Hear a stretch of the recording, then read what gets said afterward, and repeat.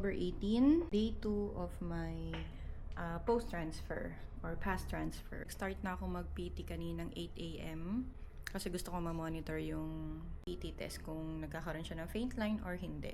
Progression niya. Today, medyo heavy yung feeling sa baba. Ka-bloated ulit. Medyo tinatamad. Yung husband ko na, siya na yung nagpaligo kay baby. Na rin yung nagbihis kasi hindi pa ako pwede magbuhat. I'm also drinking my freshly squeezed pomegranate juice with orange.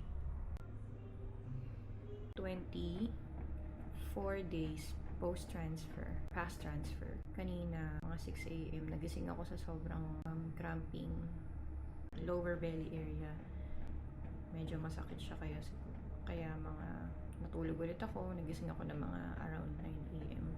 Yun yung symptoms ko today. Kahapon, di naman ako nakapag-video kasi wala naman akong symptoms na ramdaman kahapon. Kaya gumagalaw-galaw ako. Ngayon medyo masakit yung cramping. Tapos natin yung boobs ko ng konti lang naman. May swelling lang.